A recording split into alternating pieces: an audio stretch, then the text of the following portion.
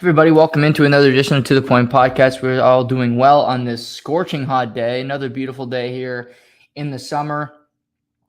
One thing to start off the show. Why do people complain when it's hot outside? Why do people complain about the weather when it's good? You hear all this, it's so hot. I can't deal with the heat. Why? If you live in New Brunswick, which we don't have a whole lot of advantages here in New Brunswick, we got shitty weather for about 9 months of the year. We got a shitty time zone that Newfoundland can really only rival when it comes to how inconvenient it is to doing just about anything. And yet, when we finally get something good when it's dark outside at 9:30, 10 o'clock at night, you're already seeing that change, which is a terrible sight to see. You see that the heat is still coming, but it's supposed to rain and the heat's going to decrease the rest of the month they're projecting. Why complain about that? Why complain about the weather when it's good? We're not in Miami. We're not. And believe you me, I know the hotter it gets, it means climate change is slowly killing this earth, and that's not a good thing. But hey, I'm not going to be here forever, neither are you. So let's enjoy it while we can. Now, I will fully admit it'd be better to think about the future generations, but I don't plan on having children, and I don't really care for them, so screw them. That's my take for the day. But why complain about weather? I get it, complain about I complain all the time here on this podcast about people in sports, the way people handle their business. We're going to be talking about the NFC West today, breaking down that division. There's a lot to like. There's a lot to complain about in this division. But come on, people. Be better. Don't complain about weather. Please. Please. Moving forward, when it's hot outside, don't go, so hot out. Just enjoy it, because soon enough, there will be snow. And if you want to complain when there's snow, I'm right there with you, because I hate it. And the cold doesn't do anything for me either. I don't own a sled, skidoo, any kind of outdoor. Doesn't do anything for me. We should flip with the Florida climate. But again, I don't think that's going to happen. Daylight savings. And slowly New Brunswick doesn't become that nice to live in. But nevertheless, let's move forward. Let's be positive-ish, because today should be a fun show. We're going to, as I mentioned earlier this week, every Thursday I'm going to be breaking down a division in the NFL. We'll start doing two a week as we get closer to the NFL season. We are going to start with the NFC West. Lots of changes in this division, lots of moving parts and different quarterbacks, different players, and we'll break through. I'll talk about X factors on how each team, if they want to be successful, how that's going to have to happen. So that's happening. We're going to talk about the Pittsburgh Steelers a little bit before we get into that. And we have to start.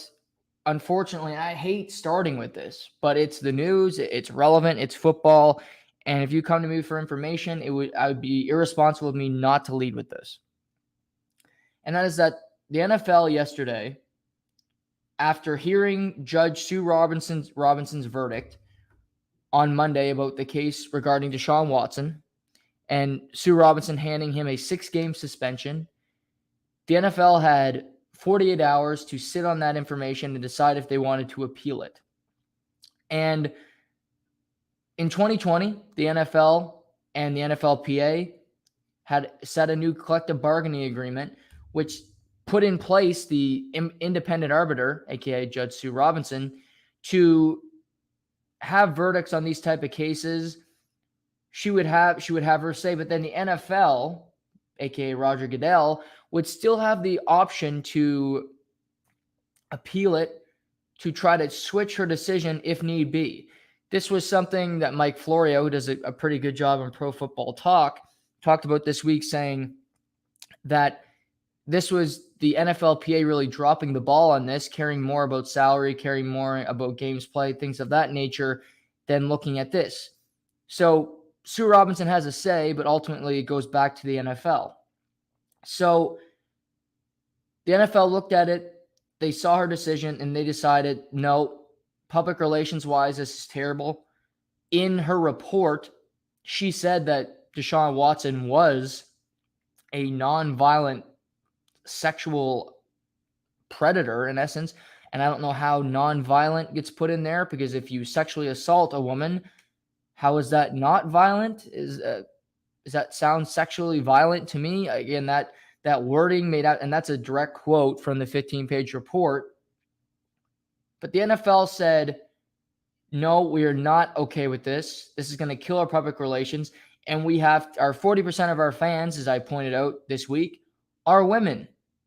And hopefully the other 60% that are men, at least 20 to 30%, I'm probably high on that list, care about what's happening to these women.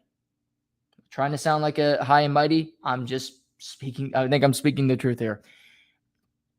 So Deshaun Watson, the NFL said we're appealing it, and they want an indefinite suspension, meaning likely a year or more for Deshaun Watson, meaning he wouldn't be able to play for the entire 2022-2023 NFL season.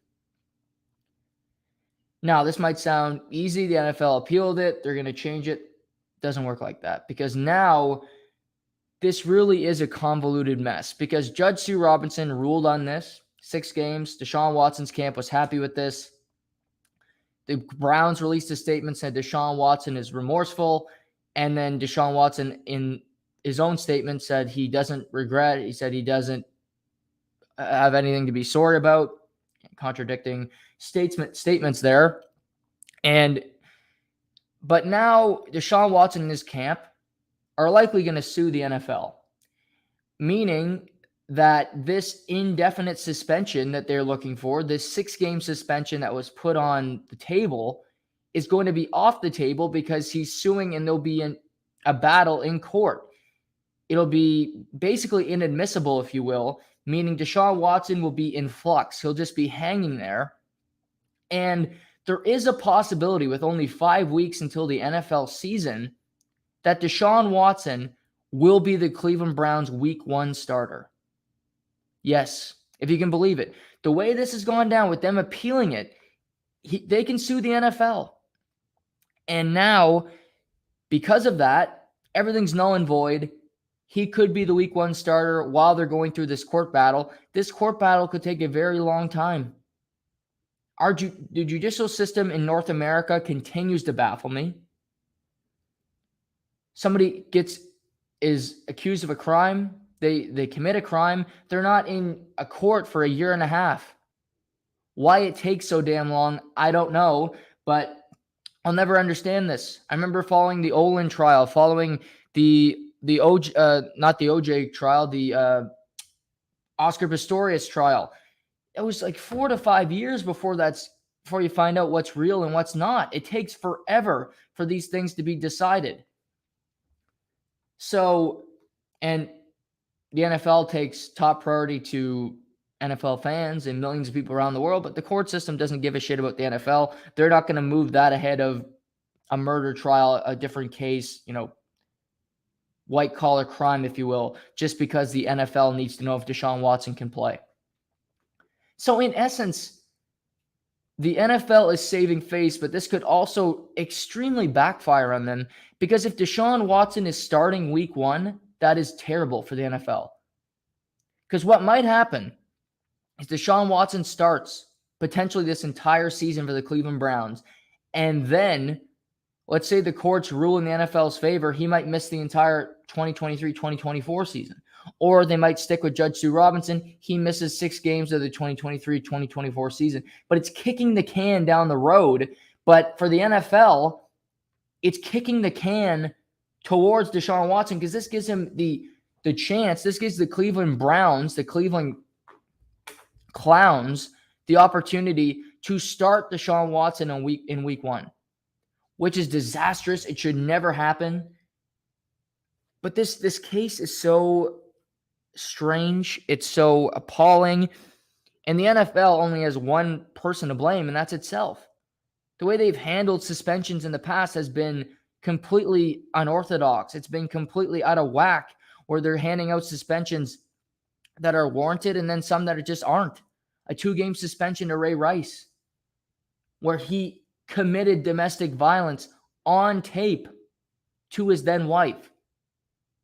Big Ben Roethlisberger handed a 6-game suspension, then reduced to 4 because just the facts weren't there. But they've been through this before, and they handle it the wrong way every single time. It's really crazy what's going on here in the world of sports, because also today, Brittany Griner, if you're not familiar with her, she is a WNBA player who is playing in, formerly WNBA player who's playing in Russia. She was trying to fly home after the season, or just in the middle of the shutdown for the war, and she was found with small amounts of marijuana in her bag. She was then arrested, and she's been detained since February. She has not spoken to her wife. She hasn't spoken to anybody but her lawyer, and they're not allowing people to see her in Russia. Today, she was sentenced to 9.5 years in a Russian prison for saying that she was a drug smuggler. Now, everybody has said, I've heard this on the record, that the Russian government has slipped the weed into her bag. They planted it on her because she's a public figure, and the Russians want to get one of their people out of detention from the United States. They want to get a guy who's known for one of the biggest killers in Russia back to Moscow. They want to trade Brittany Griner for this heinous human being who's killed over 20 people. The U.S. has 2 people over there that are detained. They want to do a 2-for-1 trade for this maniac person. But this is the judicial system that's set up. You can have this case where you're basically okay with sexual assault. You're okay with this NFL player who clearly has an issue regarding getting a massage and not wanting something else attached to it, and then getting women that aren't interested to perform sexual acts on him, and a completely different yet tied together story, because they're both sports figures. Brittany Griner is in Russia and going to serve 9 years in prison because she had a little bit of pot on her. And again, all reports are saying she did not have anything on her. It was planted. 2 entirely different, but yet neither makes any sense. I'm not trying to, I don't have all the answers to fixing this issue. But what I know over the last couple of days, just here in the podcast, I'm talking about these judicial cases, and I'd rather be talking about games, and I'd rather be talking about players. And we're going to get to the NFC West and talk about funner stuff. But these 2 cases just show you how the world is a fucked up place. This world that we live in, where these 2 cases clearly open and shut, to me, really easy, and yet the villains of the cases win. In this case, the Cleveland Clowns and Deshaun Watson are going to win this battle. Not because Deshaun Watson's a good person. His actions depict a scumbag of a human being. Brittany Griner, who's playing basketball in Russia. Wrong place at the wrong time. The Russian government, run by scumbags, are going to win, likely. They're going to get a killer back into their country that could affect the United States, that could affect Canada. Who the hell knows? How is that happening? How is that okay? Again, I don't have all the answers. I don't know how to change this system. But I do think it's something that we should point out and just be like, why is this smart? There's millions and millions of people that are smarter than me. Most people are smarter than me. But if an idiot like me can spot these problems, then why can't smarter people fix this flawed, fucked up system? Because this shouldn't happen. This shouldn't happen. And this is North America, and we have Russia. Two different continents, and yet we have two different major issues. I don't know what is going to transpire with Brittany Griner. What we're hoping for now is that they make a trade, that the U.S. government makes a trade so that she can come home, which is so scary to begin with, that you have to make a trade to get an innocent woman home. I'll tell you what, this Russian basketball league that was a female basketball league where it paid pretty well for women, you just lost likely every North American woman. There's no way in hell I'm going over there. What if you're next? The second the Russians lose another player, guess what? You're in jail. You're detained in Gen Pop from February until now. It's goddamn August.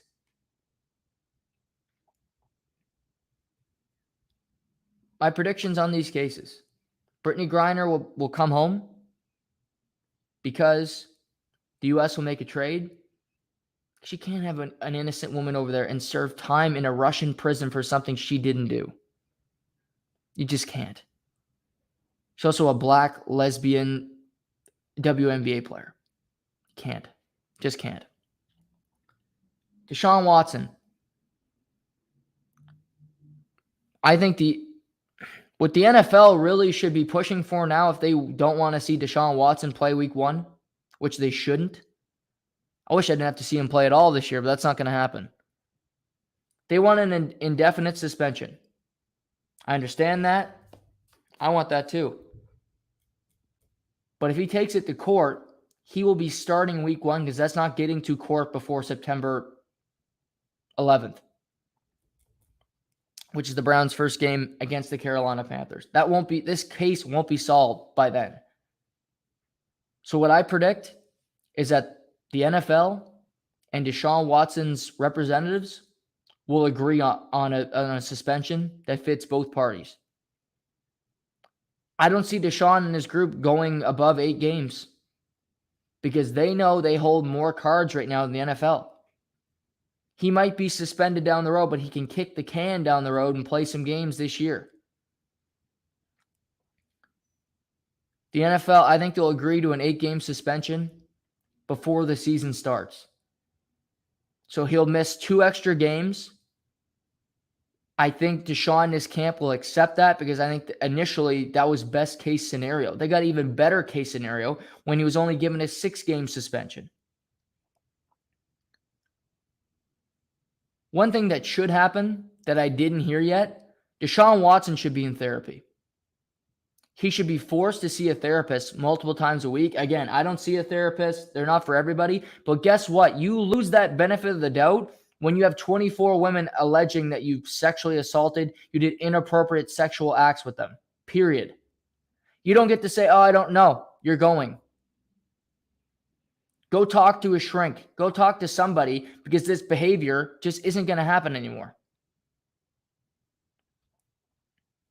Seriously.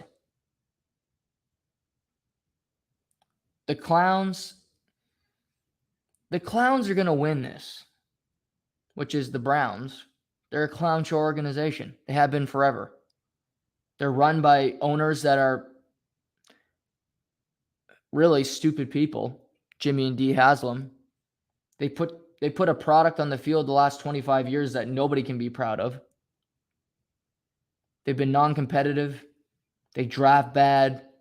They called Baker that he wasn't a leader that he was temperamental, which I do agree with, but also that they needed an adult in the room. Okay, so you bring in Deshaun Watson, the petulant child who's accused of all these heinous acts. But that's a good message to send to your fan base. That's a good message to send to your female fan base. Luckily, these people in Cleveland who are cheering for Deshaun Watson are just scumbags themselves. So the clowns have a clown show base of fans. That's what we've learned over the last couple weeks. But the clowns won't win in the end because Deshaun Watson may play great for them. He might get them to a Super Bowl. I doubt it. It's really hard to do it. And look how good the AFC is. But they won't win in the end because they still got to pay him all that money. And he's not bringing a Super Bowl to Cleveland. He's just not. I'm not a hot take guy, but if that's a hot take, there it is. Deshaun Watson's tenure in Cleveland will end without his Super Bowl ring. Meaning that drought, that streak will continue for the Cleveland Browns. Because I've talked about all the bad things in life, our judicial system, the white owners in the NFL and across pro sports and how bad they are and they make the sport worse because of the shit they get away with. Look at Stephen Ross. Look at Jerry Jones. Look at Daniel Snyder. Old, rich, white, entitled people. But I believe throughout all that negativity, through all those bad people gaining advantages and beating the system, talent wins in the end in football. And Deshaun Watson might be talented, but there are more talented people than Deshaun. And better teams, more stable organizations, and just karma will defeat the clowns and that clown show that they have at quarterback. Who knows? Maybe the Pittsburgh Steelers, their division rival, will be better than the Cleveland Browns this year. Most wouldn't think that the Pittsburgh Steelers would. The Steelers are in a state of transition. They're moving on from future Hall of Fame quarterback Ben Roethlisberger, who had his own problems in the NFL. They now have Mitch Trubisky under contract for 2 years. They drafted Kenny Pickett with the 20th overall pick in the 2022 NFL draft. And they also have Mason Rudolph, who's been on the roster for 4.5 years. The Steelers have been competitive since I was born. Mike Tomlin has been in Pittsburgh for 13 seasons. He has not had a losing season. They are the definition of consistent. They're not always great, but they're never bad. They always find ways to remain relevant. They always find ways to win games even when you don't think they will. Now, this season could be the start of something different. The Pittsburgh Steelers, like I mentioned, Ben is gone. James Conner is in Arizona. Juju Smith-Schuster is a Kansas City Chief. They're moving things. They still have Cameron Hayward. They got Minka Fitzpatrick. They still have a very strong defense. Their offense remains to be seen with guys like Chase Claypool, who one game will make you smile, the next 5 will make you cry. But as we currently stand, the Pittsburgh Steelers quarterback depth chart goes Mitch Trubisky, Kenny Pickett, Mason Rudolph, who was demoted to third-string quarterback this week. I watched Kenny Pickett a lot in college because if I didn't mention it enough on the podcast, I like college football. It's another addiction of mine. All my addictions seem to revolve around sports. Maybe that's a good thing. Maybe it's a bad thing. I don't know. Maybe I'll figure that out one day. But Kenny Pickett is a quarterback that is more athletic than he might present. He's faster than you might think. He's got a decent arm, but he does have his flaws. There's games where you look at Kenny Pickett and you go, this guy's not going to make the NFL. He's the only quarterback to go in the first round of this year's draft in a quarterback class that was quite light. To me, Mitch Trubisky has always been a pretty good quarterback. Mitch Trubisky is a better quarterback than Marcus Mariota, but they remind me of one another. They're two quarterbacks that have good legs. They can use it to their advantage. They got a decent arm. And quite frankly, Mitch Trubisky is a winner. He was in Chicago, where winning is basically frowned upon. Winning games is you're almost kicked out of the city if you're competitive, if you even think about winning. The Chicago Bears hate winning. They hate being competitive. They don't like being relevant. Mitch Trubisky got them to 2 playoffs. He didn't win a division title, but he has a +8 win-loss record, which is incredible. And again, based on where he started, which was the Chicago Bears organization. To me, I would need to see Kenny Pickett have a really good training camp to get the starting job over a Mitch Trubisky. I'm interested to see their preseason games. Kenny Pickett will get a lot of snaps. I think Trubisky will as well, because he did not play a lot of football last year. He came in mop-up duty to replace Josh Allen because he was the backup quarterback in Buffalo. But to me, if I'm Pittsburgh, like I said, they're a team that's still a veteran on the defense. They'll want to be competitive. I think their defense will help them stay in games. But they got it. They still got Claypool. They just signed Deontay Johnson to a 2-year extension. They got the great tight end out of Penn State. I think the Steelers will be competitive. I mentioned the Browns might be without Deshaun Watson early in the season. Pittsburgh will have a leg up with Jacoby Brissett. Also in the division, you have the Bengals, who just made it to the Super Bowl. And I love Joe Burrow. Joe Burrow is a stud. Joe Burrow is the future of the NFL. And the Bengals on paper should be a much better team. But after getting to a Super Bowl, I'll get to the NFC North preview. And this is just a gut feel. For some reason, I feel like the Bengals are going to have a disappointing season, that the Bengals aren't going to win the AFC North, that something will happen, that it doesn't go right. He's a young quarterback. It's a young team with a third-year head coach with a third-year quarterback. But it looks so good for Cincinnati that maybe it just won't be. Sometimes it looks like it's going to be perfect, and it just isn't. You ever get dressed up? You got a great outfit. You think you look great. You got the hair going, and you're just about ready to go. And then somebody offers you something to eat, and it's something with colors. Maybe you have a pudding. I think of a kid eating spaghetti. There's a great 2.5 Men episode where this happens, where Jake eats a plate of spaghetti before going to a wedding, and then that food, whatever it might be, ends up on your tux, on your whatever you're wearing. Could be a dress for a woman, and you look like shit, and it bothers you the entire day.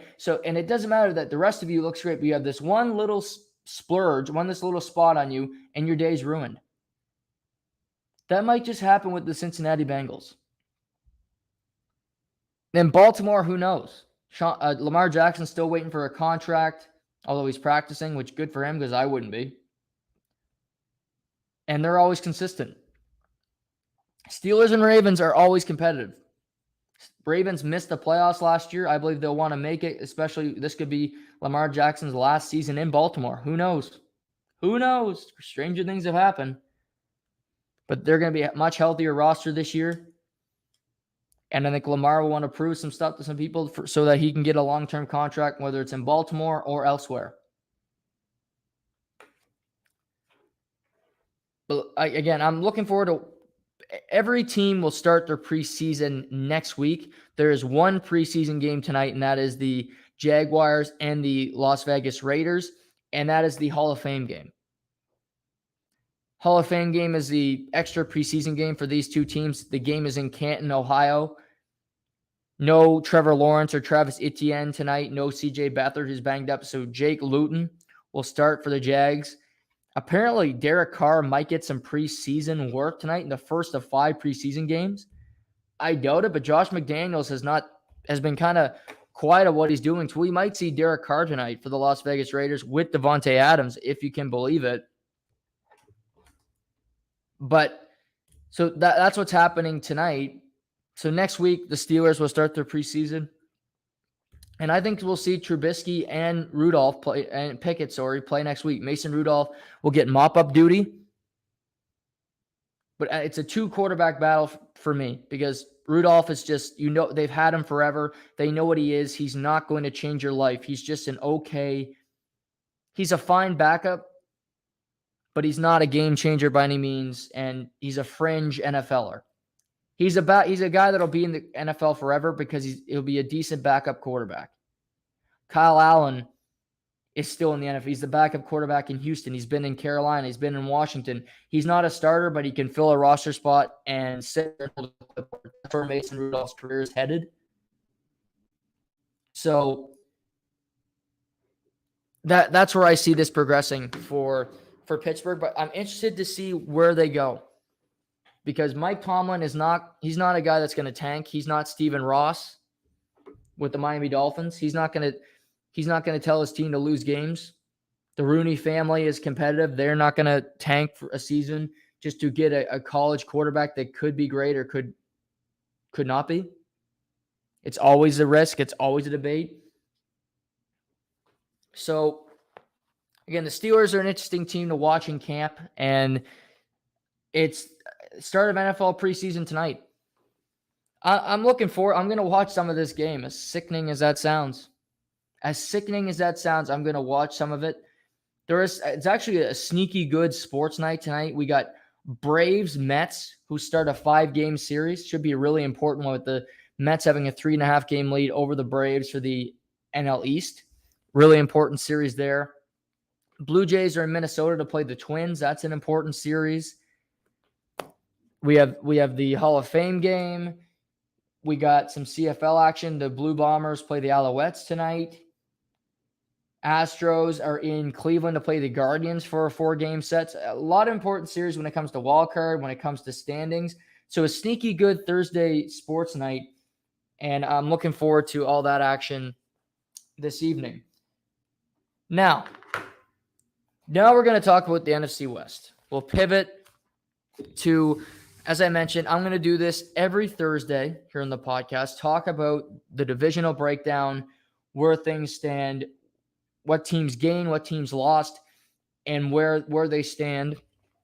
And let's go with a team that, to start, the NFC West has the Seattle Seahawks, the Los Angeles Rams, San Francisco 49ers, and of course, you can't forget about the team that just might be the most compelling team to me. I don't know why. No, wait, no, they're not. The Arizona Cardinals, but we'll get to them in a minute. They're not that compelling to me. Well, let's start with the team that really drastically changed their roster and looks entirely different at one really important position, and that's the Seattle Seahawks. Seattle Seahawks last season missed the playoffs. Russell Wilson missed games 3 through 9 in the season. They lost 4 of the 5 of them, and they didn't have enough around him to bounce back. And the Seahawks missed the playoffs for the first time in Russell Wilson's career as a Seahawk. After the season, he wanted out of Seattle. The team worked out a trade. They shipped Russell Wilson to the Denver Broncos, and in return, Seattle brought in Noah Fant, a great tight end there. They also added Shelby Harris, a defensive lineman, and a first-round pick that turned into Charles Cross, a offensive tackle.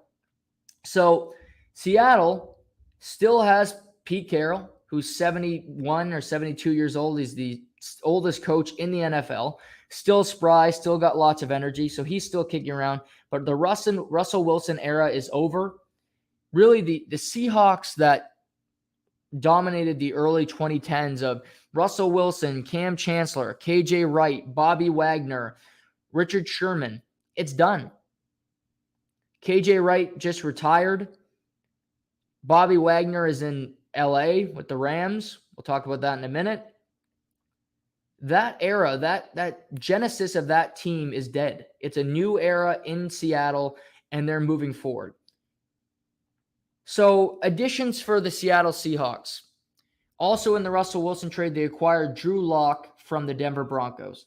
Drew Lock's a former second-round pick who is 13 games under 500 as a starter in his career. He started almost 40 games. He has 20 touchdowns to 32 interceptions. They have Drew Lock, And they also have Geno Smith, who was the backup quarterback the last 3 seasons, was a starter with the New York Jets, was once a Heisman finalist, if you can believe it, in college, but now he's in his mid-30s and is looking to find a starting job almost a decade after having one with the Jets. So looking at this quarterback position, this is one of the worst quarterback rooms in the NFL. Drew Lock is not a guy I'd want starting unless you're tanking. The Miami Dolphins a couple of years ago would have loved to have Drew Lock under contract as their quarterback and not Ryan Fitzpatrick, because they would have lost more games than Fitzmagic did. Drew Lock and Geno Smith. Drew Lock, a former second-round pick, as I mentioned. To me, Geno Smith is going to start week 1 for this team because Geno Smith gives the team a better chance to win than Drew Lock. This team is in such a weird position because, as I mentioned, they have Pete Carroll. He's 70 years old. He's not a spring chicken. You might act like it, but how long is he going to keep coaching? We don't know. And as they make changes to this roster, it signals to me that this team needs a complete rebuild because they need a new quarterback. You cannot win in the NFL without a stable quarterback. And throughout the offseason, many quarterbacks switch teams. They got rid of a veteran, but they didn't upgrade the position. They didn't even try to upgrade the position with a rookie. They could have drafted one in the first round. They could have took Kenny Pickett. They could have taken Matt Corral, but instead they took Charles Cross, and then they took Kenneth Walker Jr. III in the second round. So they did not even look to upgrade the quarterback position in the draft. So it's the worst quarterback position in this division, and it's not strong. So we'll move on from there. It's bad. Additions, I mentioned it's a lot of rookies. Kenneth Walker Jr. III was the best running back in college football last year for the Michigan State Spartans. He is electric. It would have been great to see Walker paired with Chris Carson, who was a back that just took on punishment. He's a guy that was a great back when he was healthy. Unfortunately, last week he failed his physical. He's had chronic neck injuries, and he's going to be forced to retire. So Chris Carson's career is over, unfortunately, gone too soon. It is now Kenneth Walker Jr. III's time to shine in Seattle. They also took Charles Cross, who was a great offensive tackle in college. So they bring him in to play left tackle for this team. So they have that addition. They have Noah Fant. As I mentioned, he was acquired in the Russell Wilson trade. I like that part of the deal a lot. I look at the trade as a whole. They get Cross because he was their first pick. So I like that. Noah Fant is a upgrade on their tight end position. It's something Seattle has been lacking for many years. They had Greg Olsen for a long time. He was on the back end of his career. He had chronic foot issues, and he couldn't play. They had Jacob Hollister, who's moved on to New England. They had Jimmy Graham, who just didn't work out in Seattle. The offense did not fit his skill set. He obviously was a Pro Bowler in New Orleans with Drew Brees. Him and Russell Wilson never found chemistry. Noah Fant is a tight end that is a modern-day tight end. You look at Noah Fant, Mike Gesicki. Those two remind me of one another. George Kittle. Fant is not as physical when it comes to blocking as George Kittle, but what Noah Fant can do is spread the field because he's so damn athletic. He can make any catch you need him to. He is available in the open field. He can play the slot. He can play the outside. He's that dynamic. And he's a security blanket I expect these below-average quarterbacks to rely on to get first downs. Because the crazy thing about this team is their quarterback room sucks with Drew Lock and Geno Smith. But you look at their talent. They have second-round pick who should have been a first-round pick, DK Metcalf, who is just a flat-out stud who they just re-signed. They have Tyler Lockett, who has turned into a great wide receiver, one of the best red zone wide receiver. He's one of the best red zone wide receivers in football, period. He's averaged in the last 3 seasons at least 10 touchdowns a year. That is second in the National Football League behind Cooper Kupp. That's how good he's been at catching touchdowns. Him and Russell Wilson had it like that. They had a rapport. They had chemistry. That's what Tyler Lockett can do. You add Noah Fant to that mix. You have a great running back. This offensive skill group is phenomenal. The one issue, you don't have a quarterback that can deliver the football. Russell Wilson, it just wasn't working anymore. He wanted out of Seattle, and the team didn't have great chemistry last year. He clearly didn't want to be in Seattle last year. He put up with it, and now he's gone. But this team is interesting because they are close. I mentioned you get a great tackle. They've added Shelby Harris. They got a decent offensive line that I think they need to improve a little bit. They got a young offensive line. It's basically an entire new one on this team from last season that had some injuries. So an X factor for this team is how does their offensive line hold up? Because these quarterbacks and their new running game needs time. Walker's a rookie. He needs some holes to get through so that Drew Lock and Geno Smith are not asked to be the saviors, because that's not going to work. They're in I would argue the toughest division in football. The AFC West would rival it as well, and we'll talk about that in the coming weeks. But this division is extremely, extremely tough. But this year, the best things I can hope for the Seattle Seahawks is that Kenneth Walker develops as a running back. He improves. You see him use his speed. He can pick up his blocking techniques and have a year of experience before hopefully the team can draft a quarterback and again become relevant and become competitive. And also be competitive, because I don't think Pete Carroll is going to last an entire season where the team is just a punching bag, where they're losing games by 20, where they're not in games. They have so much talent that I think it's going to be very, very hard for them not to be in games, because they are better. There are teams that have better quarterbacks, but do not have as good a roster as the Seahawks do. I still think there's an outside chance they add Jimmy Garoppolo, but again, they're in the same division, and he would definitely help this team, because I look at their losses. They aren't huge. Russell Wilson's a big one, but again, I've seen Russell Wilson play worse over the last couple of years. I don't think that's as big a loss as people are saying, and I'm not sure the Broncos are going to be that good this year anyway. Another interesting little wrinkle. They lose Dwayne Brown, who is a veteran left tackle. He's played here a number of years, but he's 37 years old, and he was beat up, and he just wasn't the same anymore. Carlos Dunlap left as a pass rusher. He signed in Kansas City just last week, but again, he's another guy that you can plug and play, not a difference maker by any means. Kerry Hyder Jr. III was a linebacker. He's gone. DJ Reed, Chris Carson's the biggest loss, and Gerald Everett never worked out. He's now with the Los Angeles Chargers. So this team has some good elements.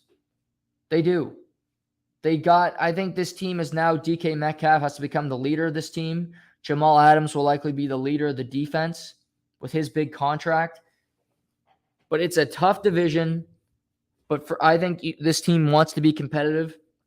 And they have the draft capital where they made moves with the Broncos that even if they're, say at the end of this season, they have the 6th or 7th pick in the draft, I think they'll be able to trade up because of all the capital they have and some of their pieces. Teams will look at their wide receiver group and say, we'll never get better than that. We'll take these guys. Or we'll take your draft picks. We'll take whatever you can give us to improve.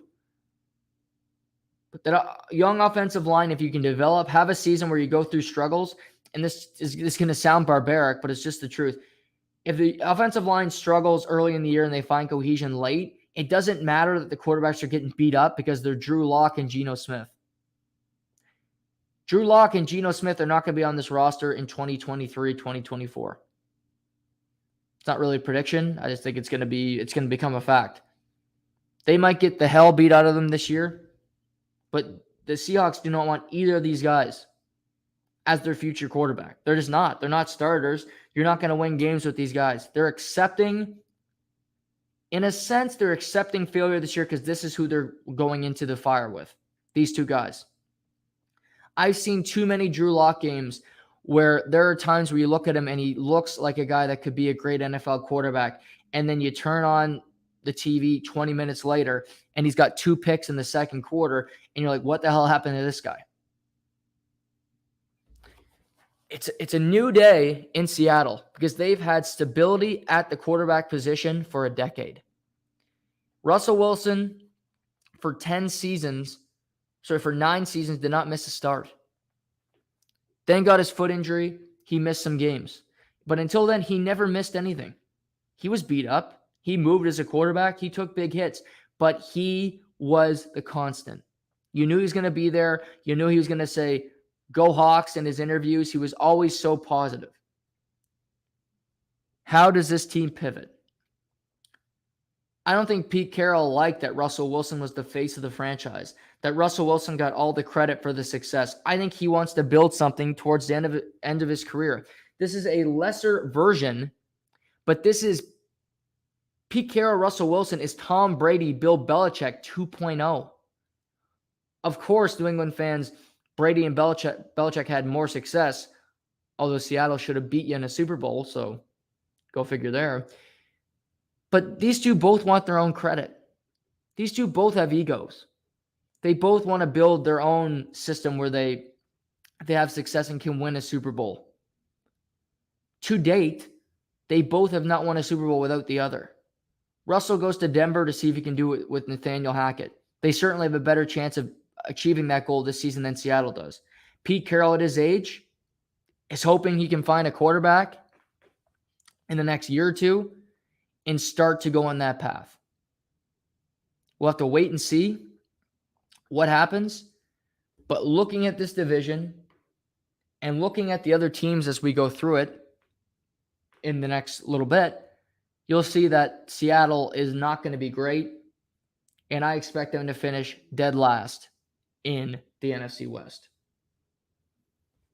And if they don't finish dead last in the NFC West, I don't know what the hell happened, because one of these teams either had a huge injury or hell is frozen over and this world is even worse off than I said at the beginning of the show. So prepare for that.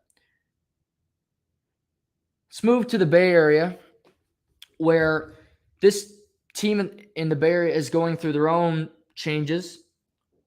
They have a whole lot of changes, because last season, when the season ended, where they lost to the Los Angeles Rams, the eventual Super Bowl champions, in the NFC Championship game, friend of the podcast and one of the best nicknames in sports, porn star Jimmy, a.k.a. Jimmy Garoppolo, was the starting quarterback for the San Francisco 49ers.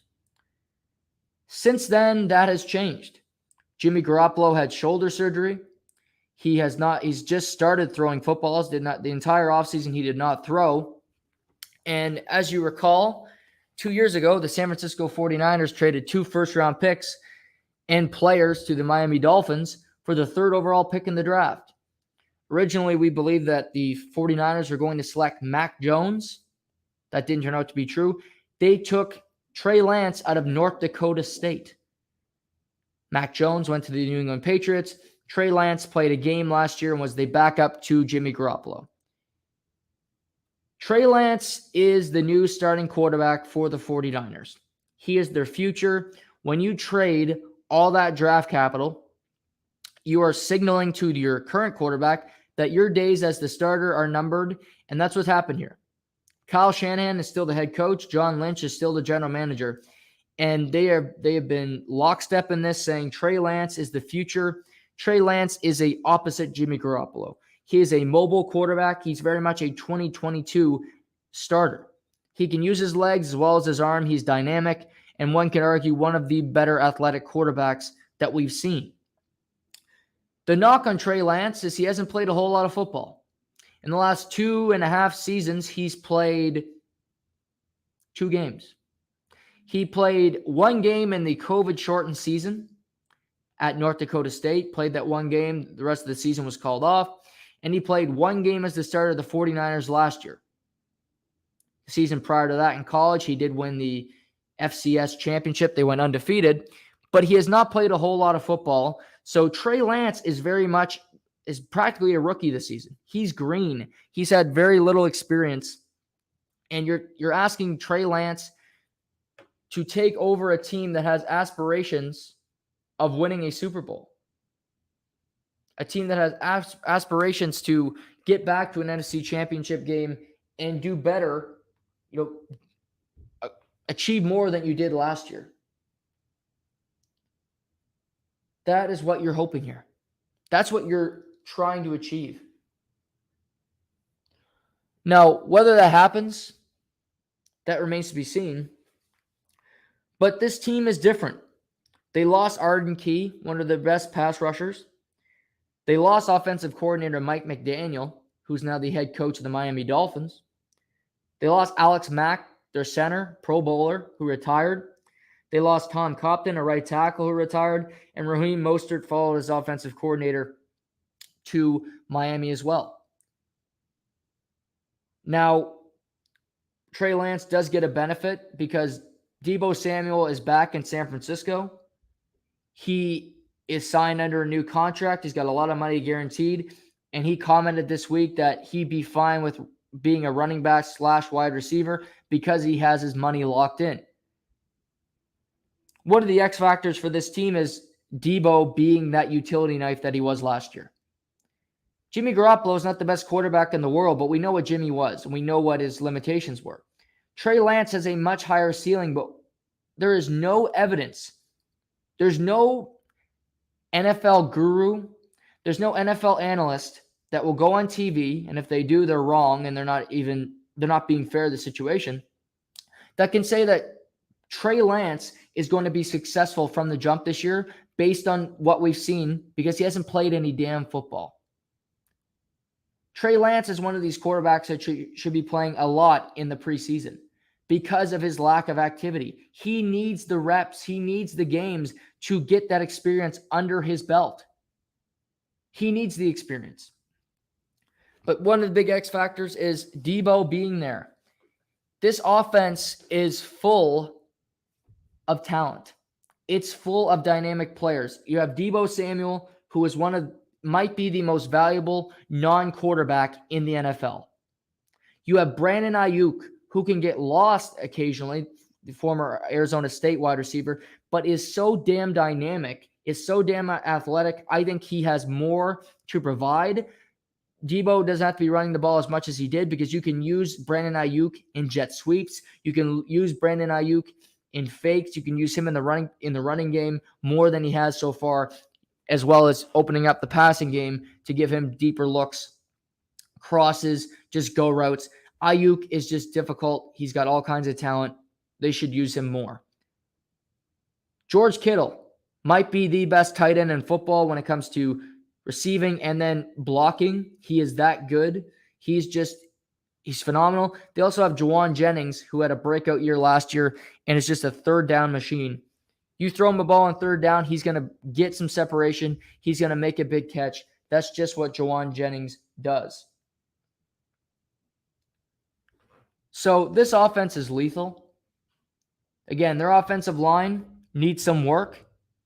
It's going to have to be worked. It's going to have to be developed. It needs some reps together because you're moving in a lot of new pieces.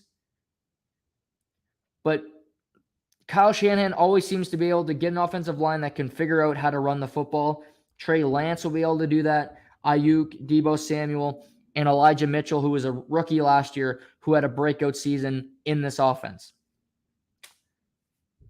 So there is a sense of unknown with Trey Lance, but I like that he has stability around him in the running game, that it's not all about Trey Lance being successful from the jump. He can work his way into becoming a better and better quarterback. San Francisco 49ers also have something that many teams covet, and that's a great pass rush. Nick Bosa might be the best. TJ Watt is fantastic in Pittsburgh, but so is Nick Bosa. This dude just gets to the quarterback. Joey Bosa is fantastic. Nick is better. The two brothers both went in the top 5 of the NFL draft. I'll take Nick every day of the week. The dude's a machine. He had close to 20 sacks last year. He will again this year. Eric Armstead is just a skilled, tough son of a bitch that you don't want to go against. Offensive linemen look at these two guys and they don't look forward to it because it's not going to be a fun day. San Francisco also has the best linebacker in the NFL, in my opinion, in Fred Warner.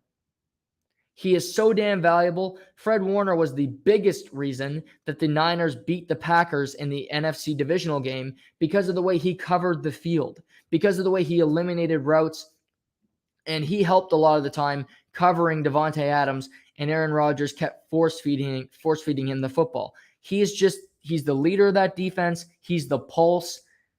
Losing Fred Warner would be a bigger injury than losing Trey Lance. I really believe that, because Fred Warner is so important as a vocal leader on this team and all he does.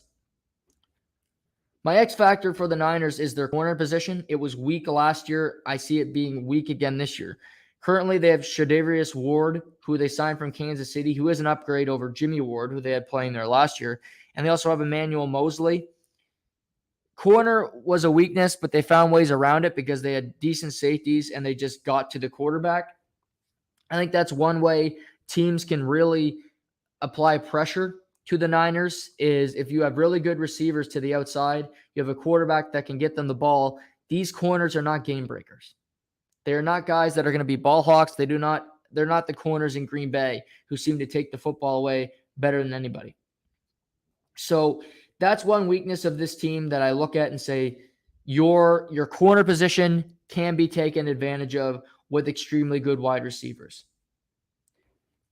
But I like the team a lot. I do. I think they're going to be a good football team. I'm excited to watch Trey Lance. It's a new era. And I've said this before, and I said this again. San Francisco still can make some changes because currently porn star Jimmy is on the roster. They owe him a whole lot of money if he's on the roster after the last game of training camp, last preseason game. But I would keep him and pay him the money because you have Trey Lance making the rookie minimum right now. And if Trey Lance struggles, if he gets injured, you want to have a guy that knows your offense. Jimmy Garoppolo is a better alternative than Nate Sudfeld and whoever you want to plug and play. He just is. If you cut Jimmy Garoppolo, he'll be scooped up by somebody and you'll regret not having him on your roster. He's got 1 year left on his deal. He will not be in San Francisco after this year. But I would have him there as a rock. They know him. They like him a lot as a person. He's not a complainer about his situation. So San Francisco, I've been saying this for months, keep him on your roster because you never know when you might need him on a rainy day. Trey Lance moves around a lot. He got hurt in the one game he played last year. He hurt his foot. So you might need him more than you think. Yes, it's the Trey Lance era, and Jimmy Garoppolo, you're moving on. But injuries, this is a physical sport. And they protect the quarterback a ton. But if you're a quarterback that is a rushing quarterback that uses your legs, guess what? When you're out of the pocket and you basically become a wide receiver or a running back, you're not getting the benefit of the doubt anymore. You can take a hard hit and you can be out for weeks. Just happens. Happens to Lamar Jackson every season. He takes larger hits than every other quarterback because he breaks out of the pocket, because he scrambles. He's looking for extra yardage. He's looking to use his legs to his advantage. So that's what's happening. I'm excited to watch this team. I always like the 49ers. I think they'll be interesting. We'll get to the other two teams. But as we currently stand,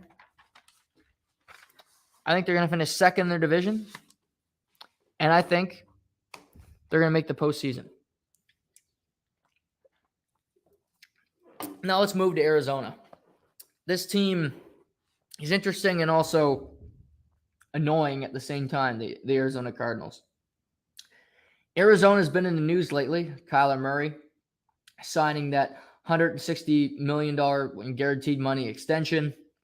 He had the clause in his contract that he had to study 4 hours a week, which was later redacted. So because of how terrible it looked for him and the organization, and the team just looked soft. Cliff Kingsbury hasn't looked like a great head coach in his NFL tenure so far.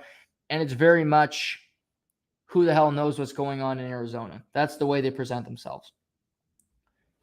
But Kyler Murray is a good quarterback. The Arizona Cardinals started their season last year 7-1. They are always a team that has great starts to a season. And on paper, they have a very good team.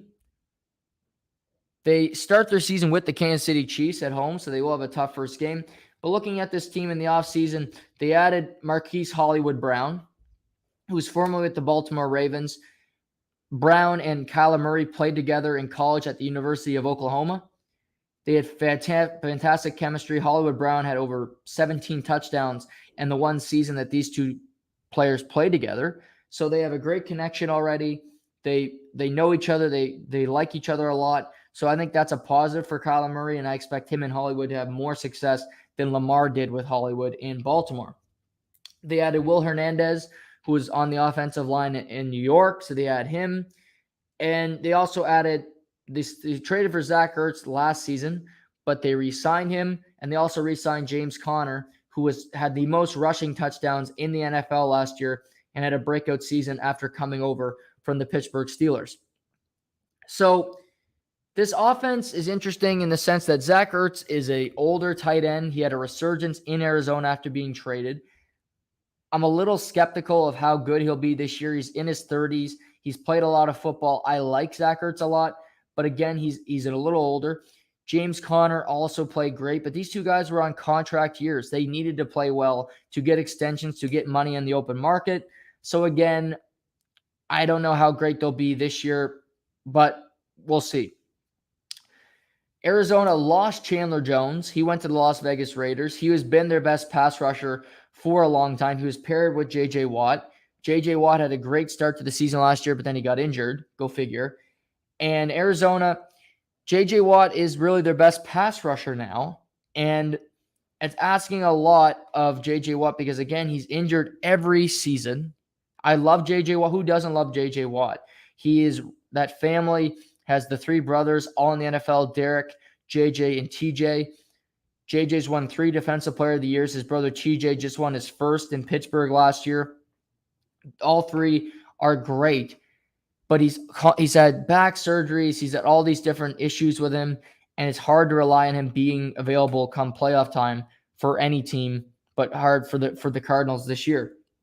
So you lose Chandler Jones, who I like, who goes to Vegas to pair with Max Crosby, but that's a big loss. You lose Robert Alford, who's a corner, not as big, and you also lose Chase Edmonds, who was paired with James. That was such a great thing about Arizona is they had James Conner and they had Chase Edmonds, who was really the 1-2 at running back. They could pair off each other. They provided different things where Edmonds was a little more dynamic. You had Conner, who was a power back who came in to score touchdowns. And I do think he'll be missed because Kyler can use his legs. But I mentioned about J.J. Watt. Kyler Murray missed 3 games last year as well. He scrambles, he takes hits, and it's nice to have different options to run the football and be dynamic in that way. Maybe Hollywood Brown will sprinkle something in. We'll wait and see. But I do think that's something that they'll miss with Chase Edmonds being gone, is having the option to throw either back at teams and provide different looks. So biggest X factor for the Cardinals this year is managing the first 8 games of the season without DeAndre Hopkins. DeAndre Hopkins, if you can remember, was suspended back in April for violating the league's policy on performance-enhancing drugs. He was caught taking steroids, and he's suspended for the first half of this season.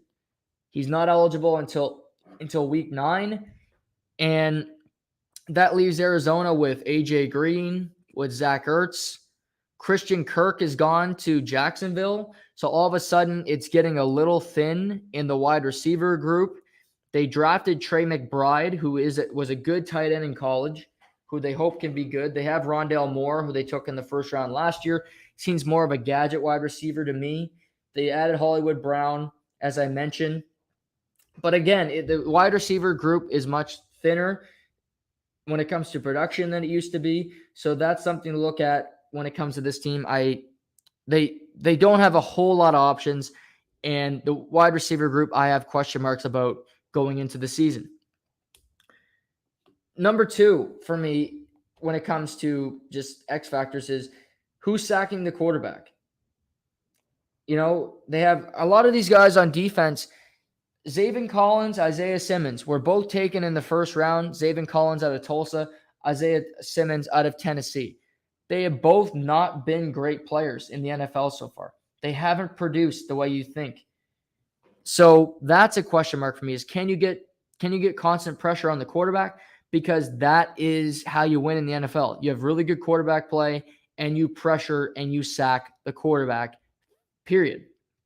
So that's a question mark. Also, their offensive line, it doesn't have a whole lot of depth. If they get some injuries, Rodney Hudson, they now have at center who's moved around, that's a loss for Vegas. I like him a lot. DJ Humphries. But this offensive line is, if they lose a couple guys to injuries, the way it's currently constituted, it's thin.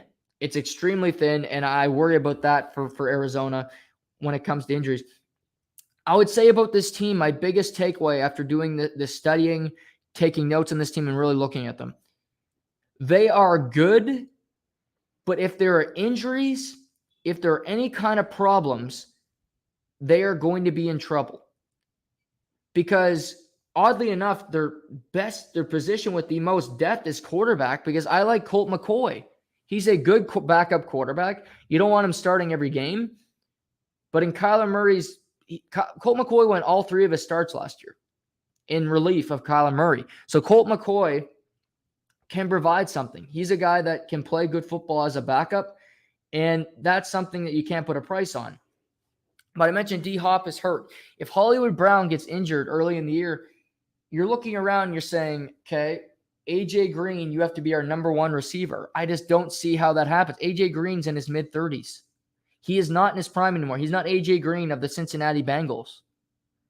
Then you're plugging in Rondale Moore, who again, Antoine Wesley, who hasn't really proven it, and Andy Isabella, who is basically a gadget punt return guy at this point after they took him in the first round, and he's really been a bust so far in his career. So for this team, establishing the run is big for sure, and just staying healthy. You can't do anything to do that other than training and being in good position. But they're an older team, minus the quarterback, but they're an older roster with not a lot of depth. But I do expect them to be competitive. But I will say this, they were second in the division last year. Somehow, San Francisco was a wild card team that got all the way to the NFC Championship game. They just snuck into the playoffs. They were in the last spot. They got in the last day of the season. Then they upset the Cowboys, upset the Packers. They get the NFC Championship game.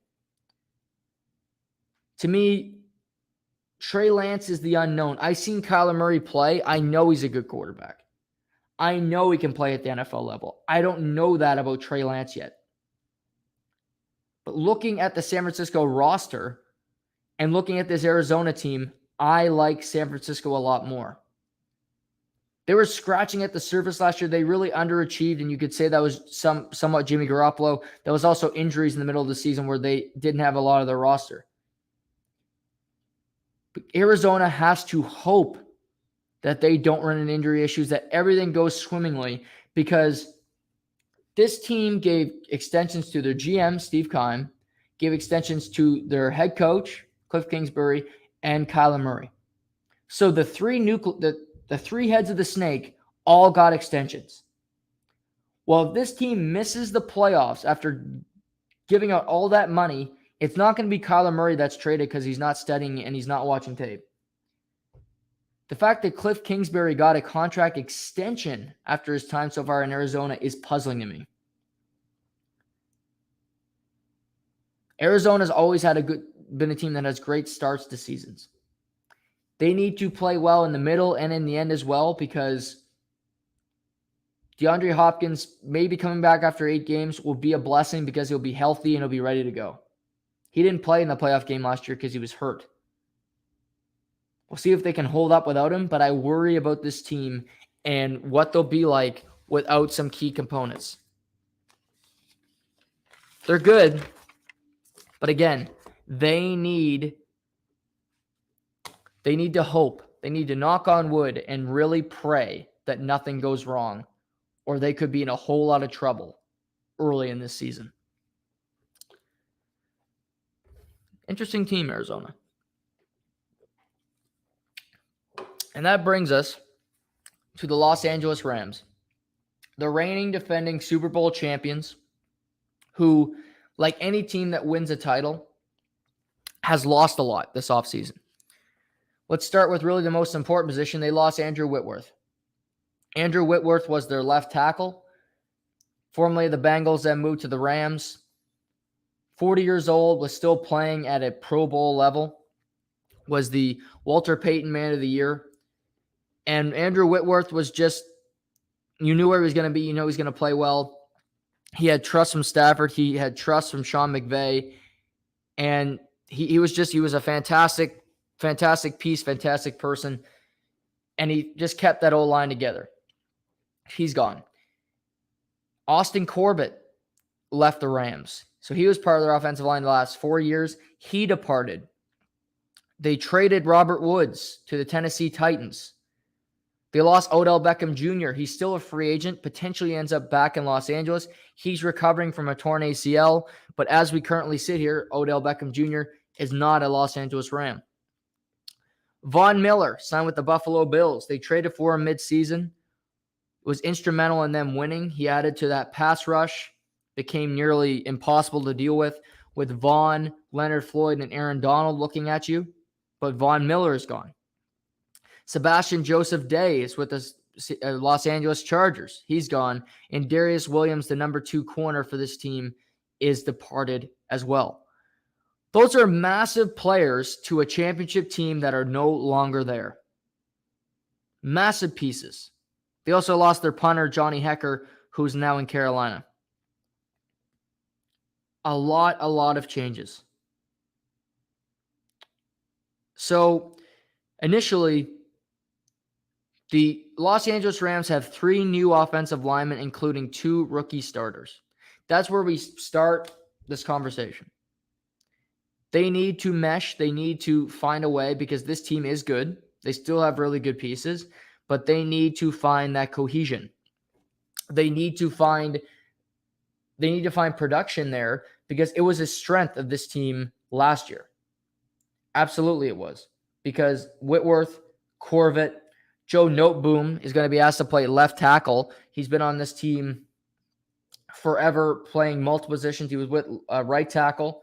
So he's going to move over and play left tackle. They're going to start him there anyway. We'll see if that works. We'll see if that works for this team.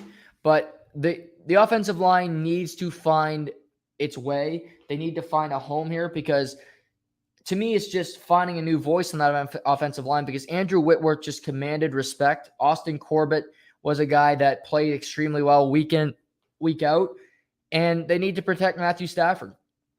They traded for Stafford, one of the biggest reasons they won the Super Bowl. But as we sit here, Joe Noteboom, as I mentioned, is playing left tackle. David Edwards is left guard. He's returning. Brian Allen was their center. But Bobby Evans and Rob Havenstein are new on that offensive line. So they need to continue to mold it. They need to hope that it can come together because it's much different from last year. So they lost a lot of players, but the biggest thing there is the production. Their ads. The Rams added Allen Robinson, formerly of the Chicago Bears and Jacksonville Jaguars.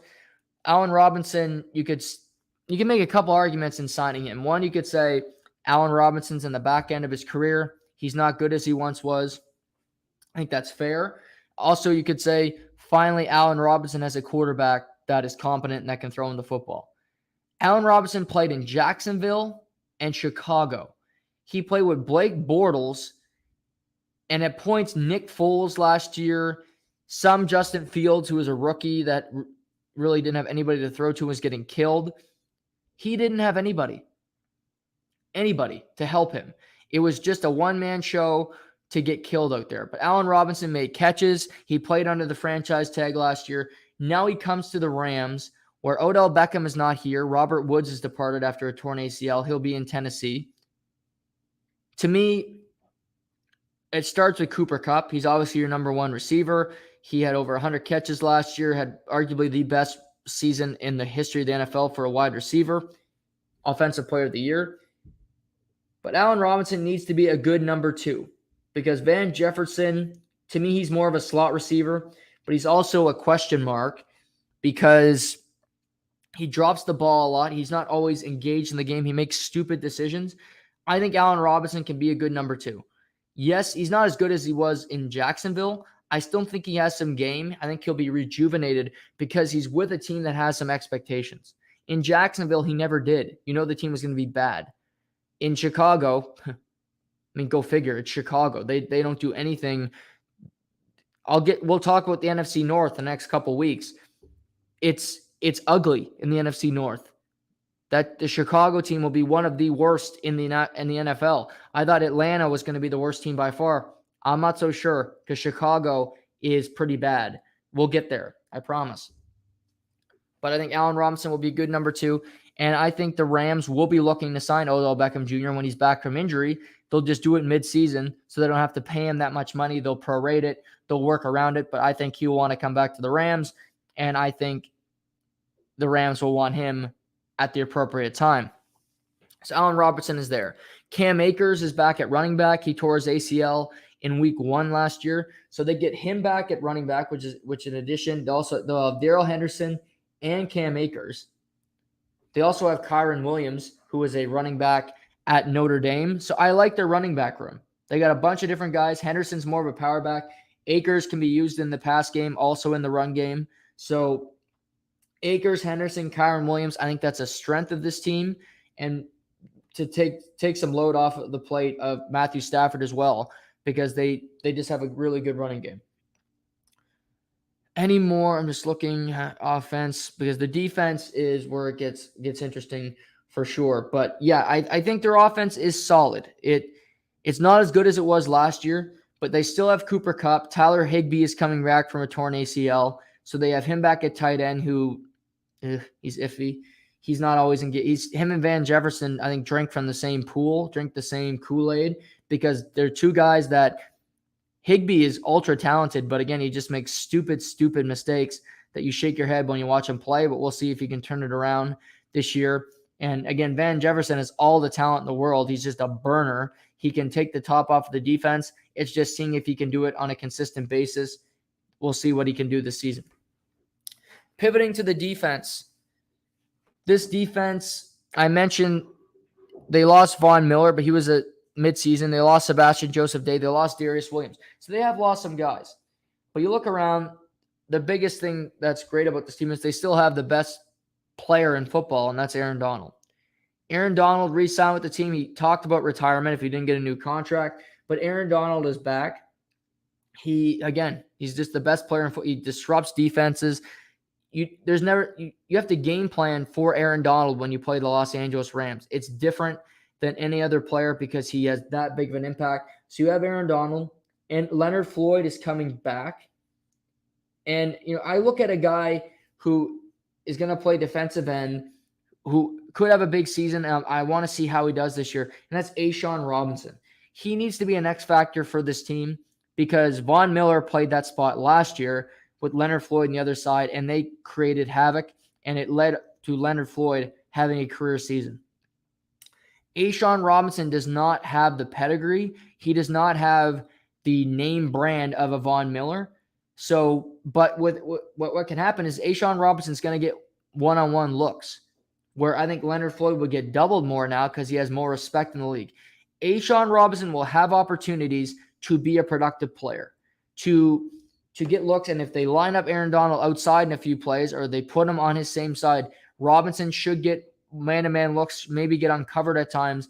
So if the Rams are successful on defense this year, look to Deshaun Robinson to be a big reason and get some sacks and get some respect around the league with his play. The Rams also added Bobby Wagner, formerly the Seattle Seahawks, Super Bowl champion, the longest time, maybe the best linebacker in football. He's not that anymore. Bobby Wagner is not what he once was, but he's still a very productive player. He's still a very productive player that can control the field, can be a floor general, if you will, can be just a field general back there.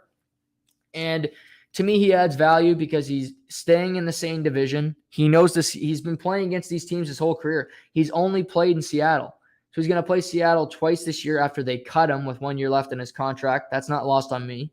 but he gets to play San Francisco twice like he always does and gets to play the Cardinals twice. So he joins a winning team, and I like it for the Rams. They're a team where they're just like, screw it. If there's a player that has some name, brand name value, we'll go out and get him. Matthew Stafford was established. He played 12 years in the NFL with the Lions. Okay, we'll go get him.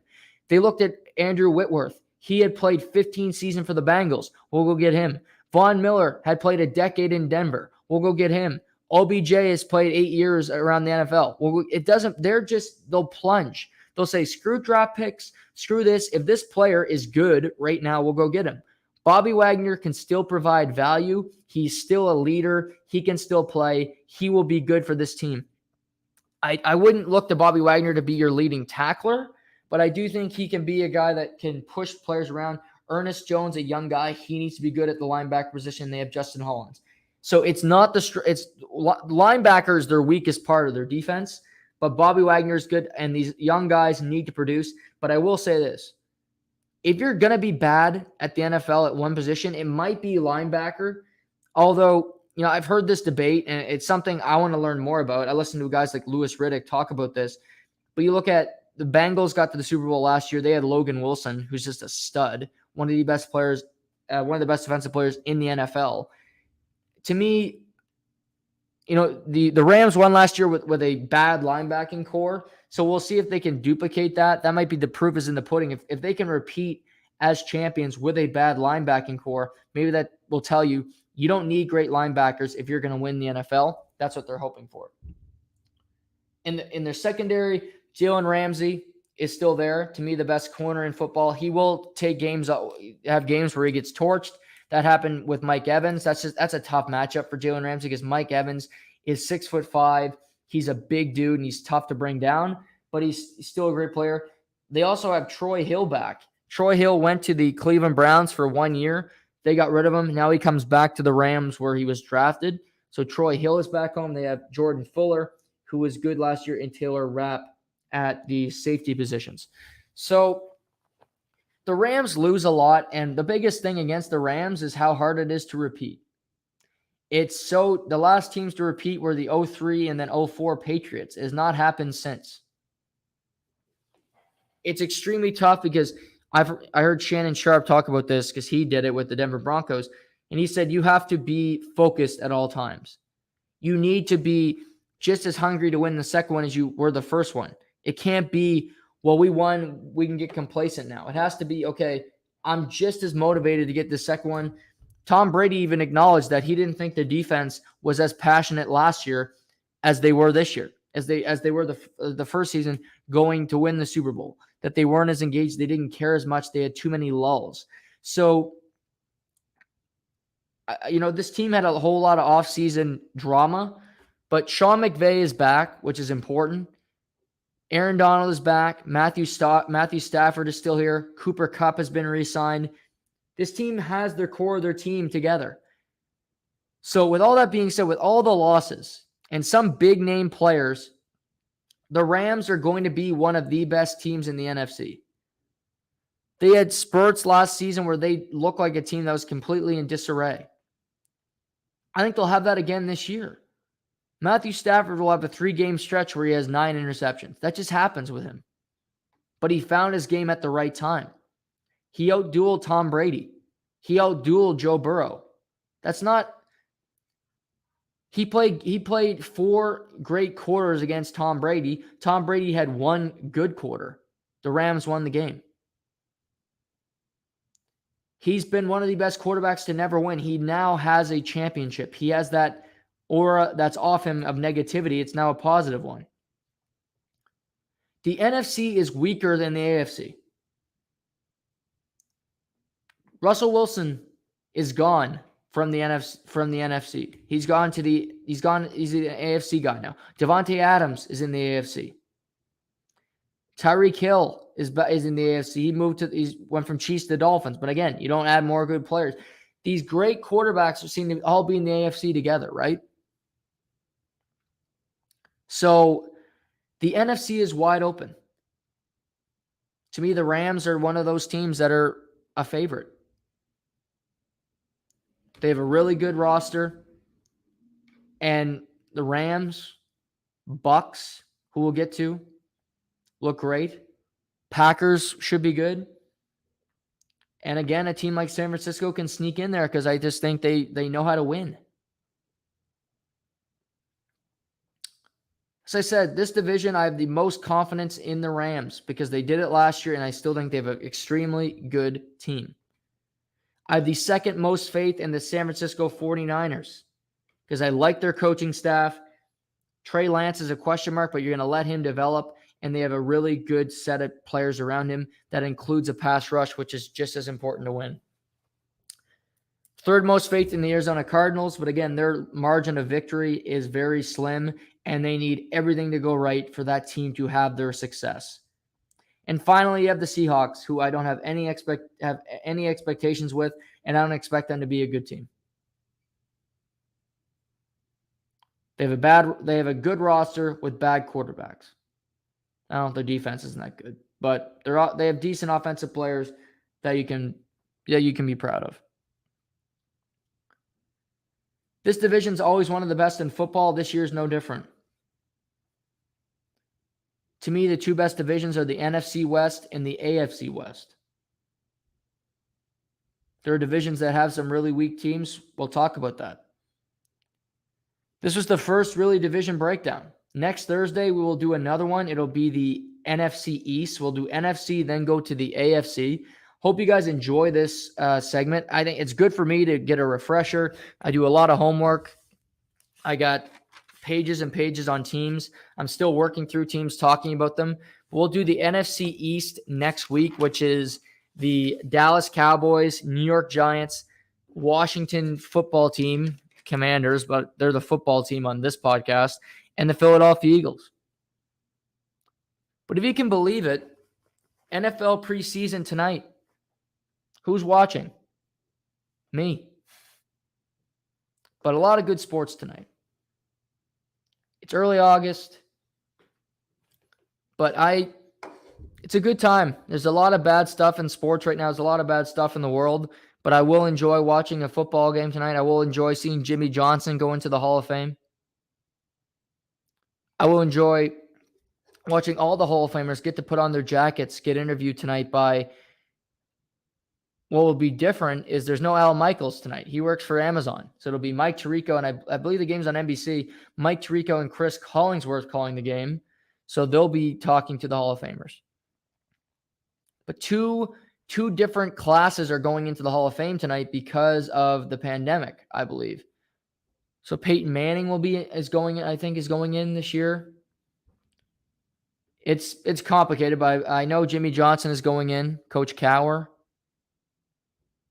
So it's exciting. Tony Baselli, the great Jaguar, is going into the Hall of Fame. Great left tackle. We see a lot of Hall of Famers. You see guys get together, and there's a game in Canton every year.